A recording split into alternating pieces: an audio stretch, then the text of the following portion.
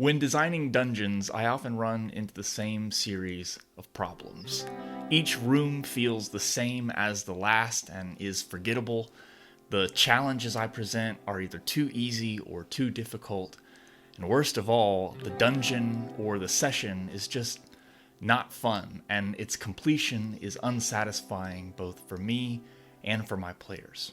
If you experience a similar set of problems, then we can both benefit from taking a page from the playbook of everyone's favorite Goomba-stomping Italian plumber and see how the game design of Super Mario 3D Worlds can help us design dungeons that are fun and memorable and engaging for our players. My name is Zach Dyson, this is Dungeon Master Design, and today we're learning about Super Mario Dungeon design.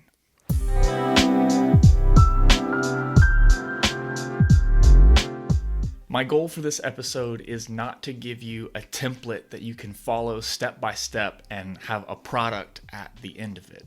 You can use it that way, but it'll only work 1 or 2 times before it too gets stale and boring.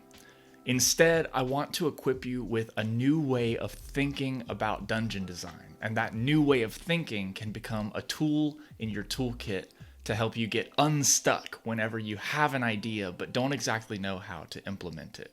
So first, let's dive into the design philosophy of Super Mario and see how Mario games get made. Then we're going to look at how those ideas can help us design more engaging dungeons.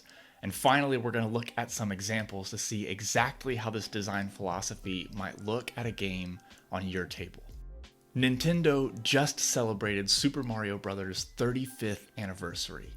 For 35 years, they've been making games on the foundation of a single mechanic, Mario's iconic jump. And for 35 years, that jump has never grown stale. That's largely thanks to the design philosophy most recently championed by Koichi Hayashida, the co-director of Super Mario 3D Worlds. His design philosophy allows players to encounter hundreds of new ideas and challenges using a 4-step process that takes the player from beginner to complete mastery in a way that feels organic and earned. And most importantly, it allows for unique gameplay without overwhelming the player or boring them with text boxes and tutorials. In this video, I'm only going to give a basic description of this design philosophy, just enough to help us understand the ideas so we can implement them into our dungeons. But if you'd like a more in-depth look at the design philosophy of Super Mario, then I highly encourage you check out Mark Brown's channel, Game Maker's Toolkit. It's a channel all about video game design, and he has several videos that go in-depth about how Super Mario games get made. His videos are where I first learned about this 4-step process, and I highly recommend his channel.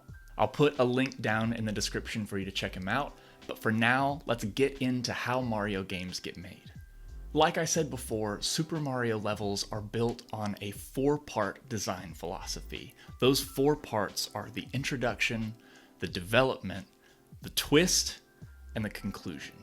Koichi Hayashida says that his design philosophy is based off of kishōtenketsu, a Japanese narrative structure using a 4-panel comic. Each panel of the comic corresponds to one of the 4 steps: the introduction, the development, the twist, and the conclusion. You introduce an idea, you develop that idea, you turn that idea on its head, and then you give the finale. So let's see how that works in a Mario level. The first step of any Mario level is to introduce the challenge in a way that feels safe and approachable. This allows Mario to experiment with new mechanics or hazards or enemies without having to worry about dying or getting sent back to the beginning of the level.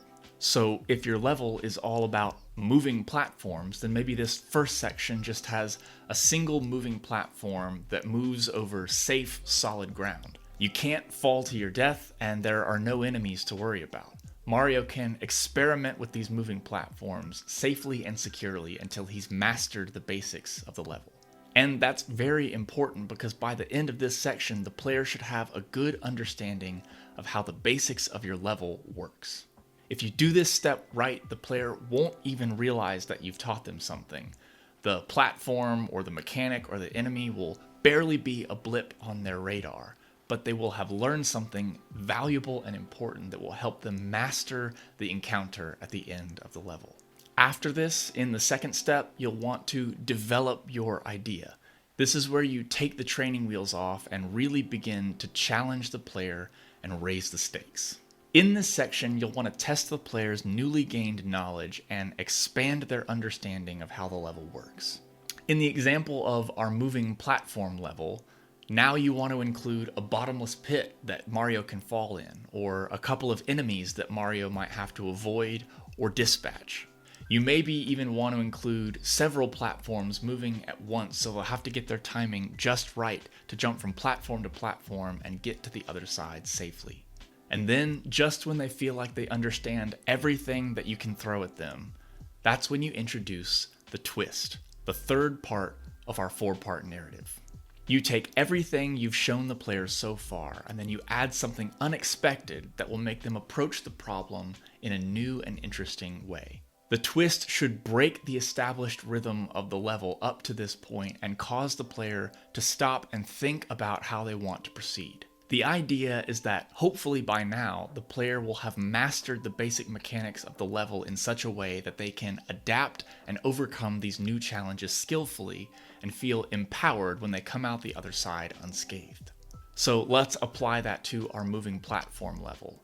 We've already seen the moving platforms, and we've even dealt with them with enemies around and multiple platforms and timing jumping from one platform to another.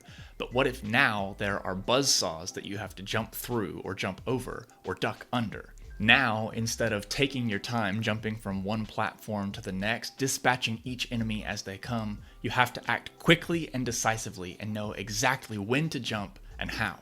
If the player succeeds, not only will they have gone through the gauntlet and feel like they've accomplished something that they shouldn't have, they might even feel as if they've cheated and done something impossible. And honestly, if the level had begun with this gauntlet, it might have been impossible. But secretly, you've been teaching them everything they needed to know to succeed. And now it's time for the player to showcase that knowledge and skill in the fourth and final part of our 4-part structure. The fourth part is a climactic triumph to end the level. Koichi Hayashida calls this the flagpole sequence. This should be a low-stakes but high-skill challenge that is optional for the player. They can choose to show off, or they can choose to just end the level. But if they do choose to show off their skill, they'll be highly rewarded with coins, 1-ups, and best of all, they'll get to touch the top of the flagpole, ending the level with a rush of endorphins. Shigeru Miyamoto and Koichi Hayashida have used some variation of this design philosophy for 35 years while making Mario games. And that means you can implement this design philosophy to successfully make an engaging and memorable dungeon. By implementing this design philosophy, you'll be able to accomplish a couple of things. First, you'll be able to plan dungeons and sessions that make thematic sense. Each part will inform the next part so that everything feels connected. Next, this allows you to tune in your difficulty and introduce encounters that would normally be too difficult for your players, but will allow them to triumph in a way that makes them feel invincible. And finally, it will help you implement your ideas by developing them all the way from the seed of inspiration to a fully fleshed out dungeon. But before we talk about exactly how to do that, there are a few additional ideas implemented in Super Mario level design that I think will be helpful for us that I want to include before we move on. There are 4 parts to the narrative structure, so I'll give 4 additional ideas that may be helpful in your session planning. First, Mario levels rarely introduce more than one idea at a time. So that means for you, try not to overwhelm your players by introducing too many new ideas at once. Second, Mario games like to give a hint about what the twist in step 3 is going to be. If the twist is saw blades, like in our example, maybe there's a saw blade hidden somewhere at the beginning of the level. You can implement this in your dungeon design by giving hints in the first few rooms about what the boss battle might be, or what the twist mechanic or encounter is going to be. This helps your dungeons feel cohesive and pre-planned rather than pulled out of nowhere and random. Third, Mario levels almost always have optional challenges that offer a greater reward, but at greater risk. I highly recommend inserting something like this into your dungeons or into your sessions. It gives the players an ability to make meaningful choices, and when they make those choices, they can see tangible results by either gaining this reward or passing it by and keeping their health and resources. Finally, number 4, Mario levels almost always give a moment of downtime so the player can breathe right before the twist and the final gauntlet. I recommend that you do this in your sessions as well. Right before the big final encounter of your session or your dungeon, give a moment of downtime. Just give a moment of rest. This will help with your pacing. It'll keep your players from getting worn out or fatigued by constant combat or puzzles or encounters. Now, let's take everything we've learned about Super Mario design philosophy, kishōtenketsu, and this 4-step process and apply it to our dungeons. So just like a Mario level, our dungeons or our sessions should have an introduction, a development, a twist, and a conclusion. We need to introduce our new idea in a safe way, develop that idea with a touch of danger, turn the idea on its head, and then offer a climactic finale. Let's walk through an example to see how it works. So first we need an idea. Your idea can be anything from a theme to a monster to a type of trap. For our example, let's say that our idea is this is a Medusa's lair. So Medusa is the idea we want to introduce. Now, in this first section, we don't want the Medusa to just come out and fight them because this first section should allow the players to get a grip on what's happening in a safe and approachable way. So let's say instead of a Medusa, maybe there's a swarm of poisonous snakes. Not quite as dangerous, but still exciting, still a challenge, and it hints at what's to come. Bonus points if the room with the poisonous snakes also has petrified statues of adventurers that have come before, giving a hint about what the Medusa might do to the players if they're not careful. Don't be afraid to use combat in this section. It is supposed to be safe and approachable, but this is still D&D, and combat is one of the 3 main pillars of the game. Just make sure that the combats are definitely not deadly. This is a great place to introduce low-level mooks or very basic types of traps. Next, we want to develop our idea. So the Medusa deals with petrification and reptiles. So maybe in this second part of the dungeon, we introduce a basilisk. Not quite as dangerous as a Medusa, but we've definitely taken the training wheels off. There's an element of danger. This will give the players an opportunity to practice dealing with a creature who can petrify them. They'll learn to avert their gaze, and they'll learn exactly how to deal with monsters of this type. Again, you want to challenge the players here and have a real element of danger, but they should be able to succeed with relative ease unless something goes very wrong. And most importantly, they should be gaining valuable knowledge about the dungeon so that when they get to this next step, they'll know exactly what to do. And once they've gained that knowledge, that's when you throw the twist at them, the big encounter that's going to test their skill. So, like I said before, this third step shouldn't just be more danger. It should take the idea and turn it on its head. So yes, this is where you want the Medusa to engage with the players, but it's also where you want to introduce a twist that will change the way they think about how to approach their combat. So in addition to averting your gaze from the Medusa, maybe there's something else that you have to keep your gaze on. I know it's not exactly a Dungeons and Dragons monster, but think of something like the Weeping Angels from Doctor Who, where you have to look at them, otherwise they'll move and attack you. So now you have this combination of keeping your gaze off of the Medusa, but keeping your gaze on the Weeping Angels. Keep in mind that this encounter should absolutely be deadly.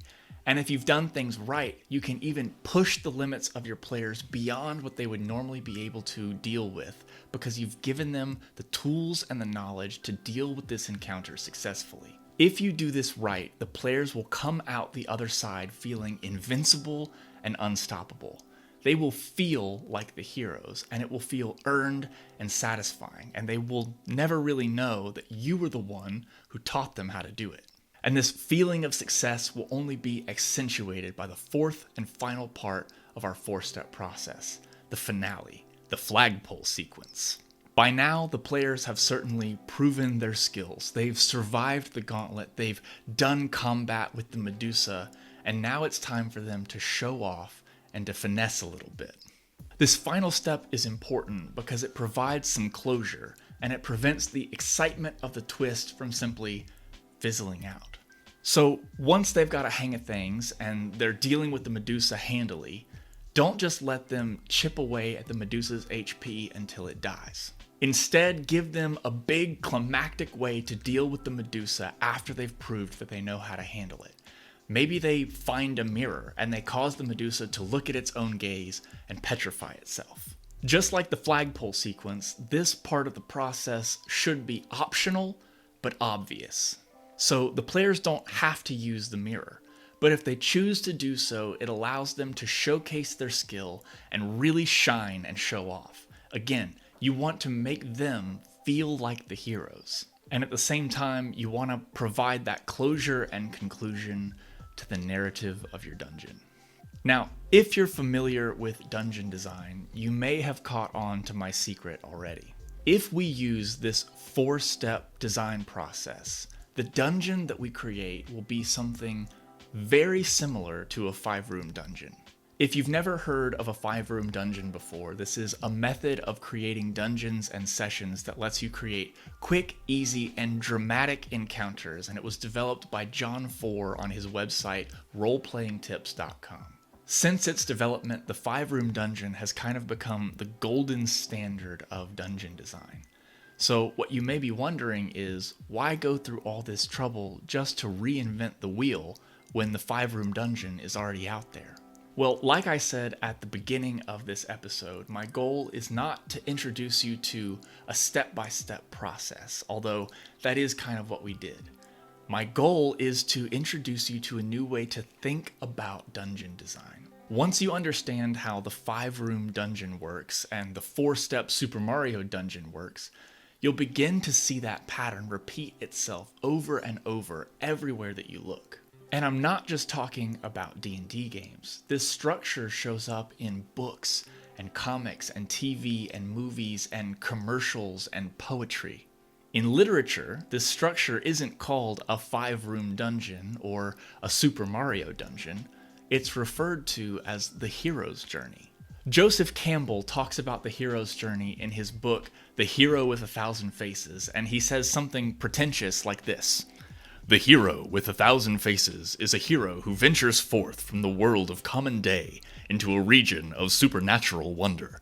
Fabulous forces are there encountered, and a decisive victory is won. The hero comes back from this mysterious adventure with the power to bestow boons on his fellow man. Now, again, it's pretty pretentious, and Cambell actually details 17 distinct steps to the hero's journey. But recently, Dan Harmon, creator of shows like Rick and Morty and Community, has boiled down these 17 pretentious hero's journey steps into a structure that he calls a story circle. The story circle only has 8 steps, and it goes something like this. A character is in a zone of comfort, but they want something. They enter an unfamiliar situation, adapt to it, get what they wanted, but they pay a heavy price for it. Then they return to their familiar situation, having learned something or changed. Does that sound familiar? Because it's exactly what we've been talking about. That process is exactly what Mario goes through in every single Super Mario level. Every level of Mario goes through the hero's journey. Mario is introduced to a new situation, he has to learn and adapt to its challenges, and then emerge from that situation with a new skill that he didn't have before. Every story you've ever heard, the good ones and the bad ones, they all follow this structure, just like the Mario levels follow this structure. And that's the way of thinking that I want to leave you with in this video. Every dungeon you design, every session that you plan, it's all a self-contained story. There are many stories inside the bigger story of your campaign. And once you begin to think of your dungeons and your sessions and your plots as these self-contained stories, you'll be able to manipulate the elements of the hero's journey to bring your players to that climactic moment where they feel like the heroes of their own story. They mastered the unfamiliar situation and environment, and they walked away stronger, having learned something and having built new skills. And just like any good Mario game, once your players have mastered something, you'll be able to reintroduce those elements as part of a more complex narrative to challenge your players further and continue their hero's journey. This has been Dungeon Master Design. My name is Zach Dyson. Thanks for watching.